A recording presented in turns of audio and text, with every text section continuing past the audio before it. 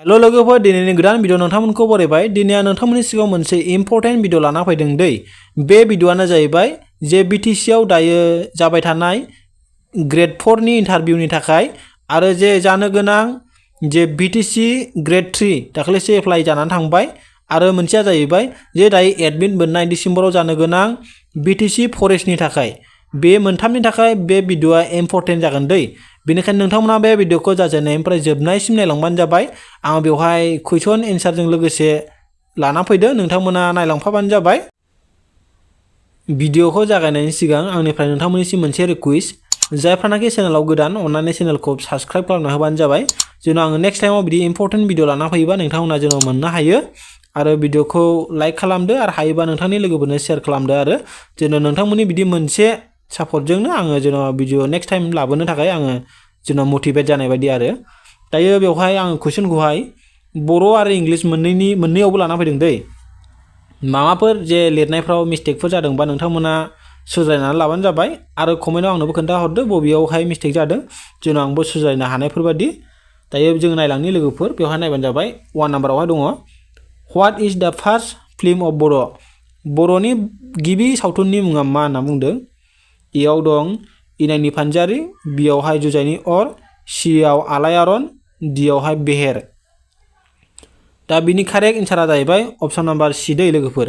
गोबाङानो मिथिखागौ, गोरलैखा। आलायारनानो बर'नि बयनिफ्राय गिबिसिन सावथुन आरो जायफ्रानाखि मिथियाखै नोंथांमोनाबो गोसोआव लाबानो जाबाय।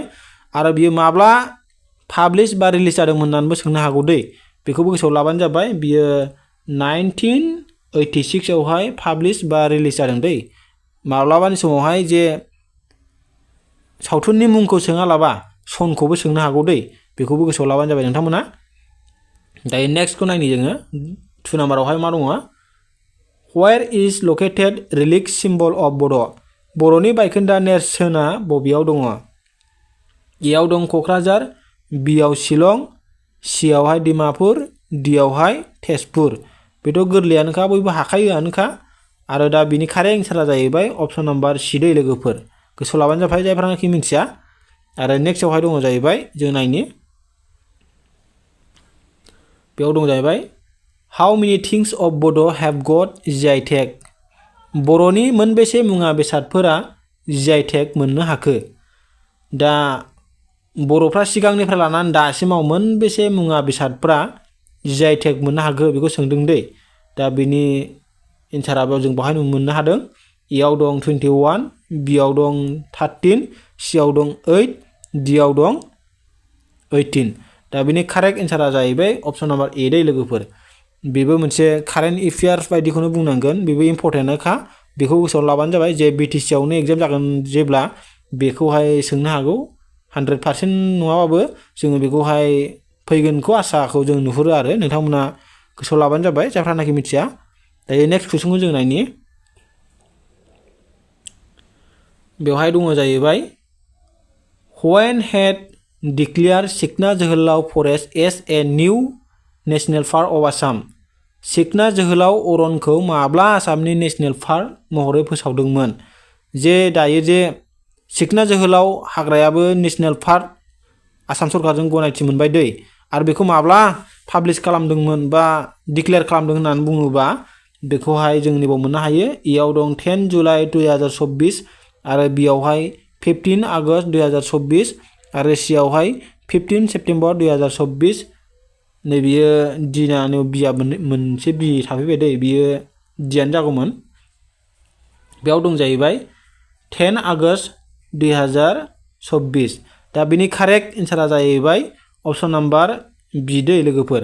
15 आगस्ट 2024 जे देग्लायनि उदांस्रि जानाय समावहाय, भारत उदांस्रि जानाय समावहाय बे सिखना जोहोलाव हाग्राखौहाय आसामनि मोनसे नेशनेल पार्क महरै बिथांमोना आसाम सरकारा फोसावबाय दै। दायो आसामावहाय नेशनेल पार्कआ मोनसे जाखो होननानै सोङोब्ला 8था जाबाय दै लोगोफोर, 8था। नोंथांमोना गोसोआव लाबानो जाबाय। बेखौबो माब्लाबा BTC आवल' नङा आसामावबो माब्लाबा सोंनो हागौ आरो बेखौ गोसोआव लाबानो जाबाय। आरो सिखना जोहोलाव नेशनेल पार्कआ बबेयाव दं होननानै सोङोब्ला बियो क'क्राझार आरो चिरांनि गेजेरावहाय दङ दै। नोंथांमोना बेखौबो गोसोआव लाबानो जाबाय। दायो नेक्स्ट कुइसनखौ नायनि।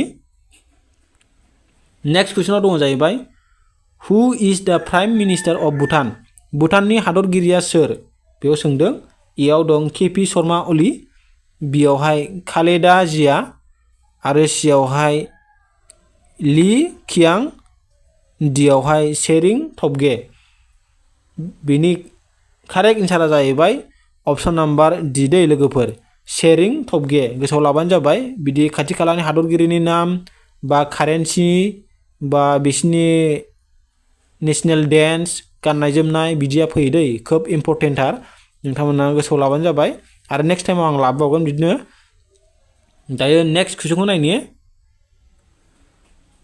बेवहाय दङ जाहैबाय Where is located Garampani wildlife sanctuary of Assam आसामनि दै गुदुंनि फुंखाया बबेयाव दं होननानै सोंदों बिनि एन्सारा जाहैबाय अपसन नाम्बार ए आव दं जरहाट बियाव दं धुब्रीगढ़ आरो सियावहाय मरिगांव आरो डियावहाय कार्बि आलं बिनि कारेक्ट एन्सारा जाहैबाय अपसन नाम्बार डि दै लोगोफोर कार्बि आलं गोसोआव लाबानो जाबाय जायफ्रानाखि मिथिया नेक्स्ट कुइसनाव नायनि When did separate Assam from Bengal presidency आसामखौ बेंगल प्रेसिडेन्सिनिफ्राय माब्ला आसामखौ बेंगल प्रेसिडेन्सिनिफ्राय माब्ला बोखावनाय जादोंमोन होननानै सोंदों सिगांहाय आसामा बेंगलजोंसो सालायजायोमोन बा बेंगलजोंसो प्रेसिडेन्सि सालायजायोमोन दा बेखौ माब्ला बोखावनानै लाबोदों होननानै सोंदों बिनि एन्सारा जाहैबाय इयावहाय दङ जाहैबाय 1874 बियाव 1956 सियावहाय 1847 डियावहाय 1974 दा बिनि कारेक्ट एन्सारा जाहैबाय अपसन नाम्बार ए दै लोगोफोर 1874 आवहाय जे आसामखौ बेंगल प्रेसिडेन्सिनिफ्राय बोखावनानै लाबोनाय जादों बेखौ गोसोआव लाबानो जाबाय कुइसन नाम्बार 8 आव दङ जाहैबाय What is the longest national highway of India भारतनि बयनिफ्राय लावसिन राजा लामाया बबे होननानै सोंदों इम्पर्टेन्ट नोंथांमोना गोसोआव लाबानो जाबाय इयाव दं NH16 बियावहाय NH04 सियावहाय NH31 डियावहाय NH44 दा बिनि कारेक्ट एन्सारा जाहैबाय अपसन नाम्बार डि दै लोगोफोर जे भारतनि गेजेराव बयनिफ्राय लावसिन राजा लामाया बबे होननानै सोंबाय नालाय बिनि भारतनि लावसिन लामाया जाबाय NH44 दै लोगोफोर बेखौहाय करिडर होननानैबो मिथिनाय जायो जायफ्रानाखि बेनि बागै मिथियो नोंथांमोना मिथिखागोन करिडर होननानैबो बे NH44 खौ मिथिनाय जायो आरो बे लामाया बबेयाव दं होननानैहाय सोङोब्ला बियो तामिलनाडुनि जे मेन सिटि कन्याकुमारिनिफ्राय लानानैहाय श्रीनगरसिम बे लामाया थांदों दै NH44 आ कन्याकुमारिनिफ्राय लानानै श्रीनगर नोंथांमोना बेखौबो गोसोआव लाबानो जाबाय बिदिनो उल्थां फाल्थां बिथांमोना सोंनो हागौ दायो नेक्स्ट कुइसनखौ जों नायनि कुइसन नाम्बार 9 आव दङ जाहैबाय What does North Brahmaputra River in China Burlungbuthur दैमाखौ चाइनायाव मा मुङै मिथिनाय जायो इयाव दं यारलुं सांपो बियाव दं जमुना सियाव दं थांसु डियाव दं यांजे रिभार बिनि कारेक्ट एन्सारा जाहैबाय अपसन नाम्बार ए दै लोगोफोर यारलुं सांपो जे बुरलुंबुथुर आसामजों बोहैबोनाय बुरलुंबुथुर दैमाखौ चाइनायावहाय मा मुङै मिथिनाय जायो होननानै सोंदों नालाय बिनि कारेक्ट एन्सारानो जाहैबाय यारलुं सांपो गोसोआव लाबानो जाबाय कुइसन नाम्बार 10 आव दं जाहैबाय Where is the biggest fish market in Asia एसियानि गेजेराव बा एसियानि मादावनो बयनिफ्राय देरसिन नानि बाजारा बबेयाव दं होननानै सोंदों एयाव दं जरहाट बियाव दं जागिरद सियाव दं तेजपुर आरो डियाव दं धुब्री बिनि कारेक्ट एन्सारा जाहैबाय अपसन नाम्बार बि दै लोगोफोर बियो आसामाव दं बियो एसियानि गेजेरावनो बयनिफ्राय देरसिन नानि बाजारा जाहैबाय जागिरदआव दं दै लोगोफोर बेखौ गोबांथार कम्पिटिटिभ एग्जामफ्राव सोंनायखौ मोननो हायो बेखौबो गोसोआव लाबानो जाबाय इम्पर्टेन्टखा दायो नेक्स्टखौ जों नायनि 11 नाम्बार कुइसन बेवहाय मा दं नायनि Which district of Assam is known as Sribhumi district होननानै सोंदों आसामनि बबे डिस्ट्रिक्टखौ श्रीभूमि मुङै मिथिनाय जायो होननानै सोंदों लोगोफोर बियो बावाखै दै दाख्लैसो आसाम सरकारा बेखौहाय एनाउन्स खालामना होदों जे आसामनि बबे डिस्ट्रिक्टखौहाय श्रीभूमि होननानैहाय मिथिनाय जायो। बाव सोंदों नालाय कुइसना। दायो जों एन्सारखौ नायग्रोनि। इयाव दं हाइलाकान्दि, बियाव दं मरिगांव, सियाव दं करिमगन्ज, डियाव दं डिमा हासाव। दा बिनि कारेक्ट एन्सारा जाहैबाय अप्शन नाम्बार सि दै लोगोफोर, करिमगन्ज। बारा गोबाव जायाखै दै लोगोफोर, बेयो दाख्लैसो आसामनि जे चिफ मिनिस्टार बिथां हेमन्त बिश्व शर्माया जे करिमगन्जखौहाय श्रीभूमि मुङैहाय दोनस्लायबाय दै।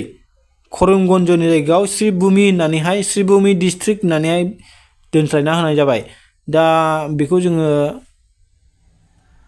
रबीन्द्रनाथ टेगरनि जे सिगां 100 इयार्सनि सिगां रबीन्द्रनाथ टेगरा करिमगन्जखौहाय श्रीभूमि होननानै बियो मा खालामोमोननो फोसावदोंमोन जाहैबाय बै समावहाय। दा बेखौहाय बिनि बुंनाय बा फोसावनायखौहाय फुरा खालामनोनो हेमन्त बिश्व शर्मा बिथाङा जे करिमगन्जखौ श्रीभूमि मुङैहाय दोनस्लायबाय होननानैहाय जोङो दाखालिहाय निउस मिडियाफोराव नुनो हादोंना। दा नोंथांमोना बेखौहाय गोसोआव लाबानो जाबाय, बिदिनो एग्जामफ्राव फैनो हागौ जे आसामनि बबे डिस्ट्रिक्टखौ श्रीभूमि मुङै मिथिनाय जायो होननानै सोङोब्ला नोंथांमोना करिमगन्जखौ होबानो जाबाय। करिमगन्जखौ दायो श्रीभूमि मुङै मिथिनाय मोननाय जायो। गोसोआव लाबानो जाबाय। दायो नेक्स्ट कुइसनखौ जों नायनि। कुइसन नाम्बार 12 आव दङ जाहैबाय When did shifted the capital of Assam from Shillong to Dispur? आसामनि राजथावनि दिसपुरखौ माब्ला शिलं राजथावनिनिफ्राय बोस्लायना लाबोनाय जादोंमोन? इम्पर्टेन्ट कुइसन, बेयाव सोंदों। एयाव दं 1767, बियाव 1874, सियाव 1966, डियाव 1973। बिनि कारेक्ट एन्सारा अप्शन नाम्बार डि दै लोगोफोर। जे सिगांहाय आसामनि राजथावनिया शिलंआवसोमोन, बेखौ दा दिसपुराव लाबोनाय जादों। आरो माब्ला लाबोनाय जादों होनना बुङोबा बेनो एन्सारा। नोंथांमोना गोसोआव लाबानो जाबाय जायफ्रानाखि मिथिया। नेक्स्ट कुइसनखौ नायनि। कुइसन नाम्बार 13 आव दं When did shifted the capital of India from Kolkata to Delhi?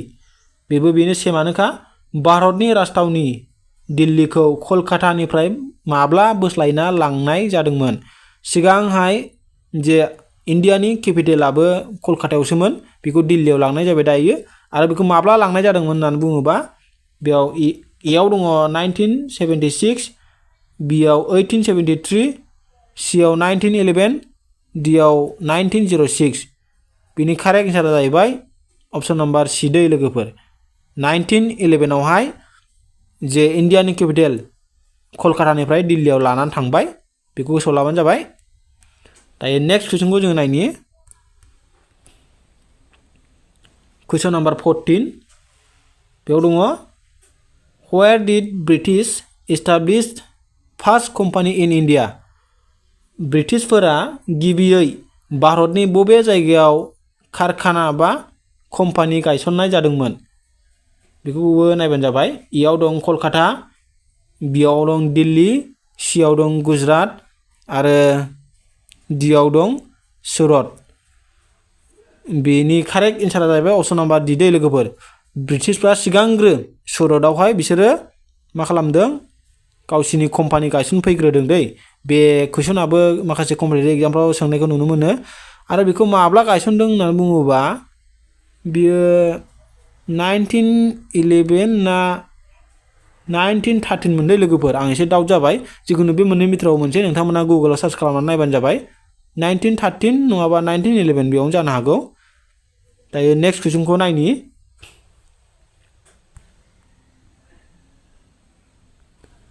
बेवहाय कुइसना डाबल जाबाय दै। बेयाव 14, नैबेयावबो 14 जाबाय नै, बियो 15 जानांगौमोन। नोंथांमोना बेखौहाय सुद्रायनानै लाबानो जाबाय। बेयो 15 जानांगौमोन, 14 जाबाय बेयावबो। बेवहाय सोंनो जाहैबाय Who was the last king of Ahom? आहमफोरनि जोबथा राजाया सोरमोन? इयाव दं पुरन्दर सिंह, बियाव दं सुहुंमुं, सियाव दं रुद्र सिंह, डियाव दं चन्द्रगुप्त। दा बिनि कारेक्ट एन्सारा जाहैबाय अप्शन नाम्बार ए दै लोगोफोर। आहमनि जोबथा राजायानो जाहैबाय पुरन्दर सिंह दै लोगोफोर। गोसोआव लाबानो जाबाय जायफ्रानाखि मिथिया। दायो नेक्स्ट कुइसनखौ नायनि।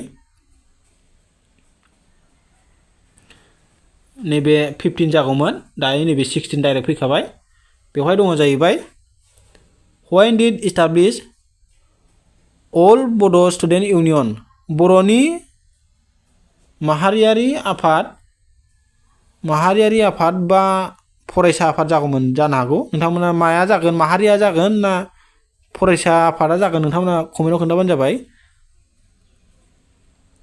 बर'नि माहारियारि आफाद एबसुआ माब्ला गायसन जायामोन होननानै सोंदों बिनि सारा इयाव दं 22 जानुवारि 1899 बियाव दं 15 फेब्रुवारि 1967 आरो सियाव दं 10 जुलाइ 1979 आरो दियाव दं 30 डिसेम्बर 1970 दा बिनि कारेक्ट एन्सारा जाहैबाय अप्शन नाम्बार बी दै लोगोफोर 15 फेब्रुवारि 1967 आवहाय जे बर'नि आफाद एबसुआ गायसन जादोंमोन दै दा BTC आवनो एग्जाम जागोनखाय बेफोरखौबो सोंनो हागौ इम्पोर्टेन्टआनोखा नोंथांमोना गोसोआव लाबानो जाबाय बेखौबो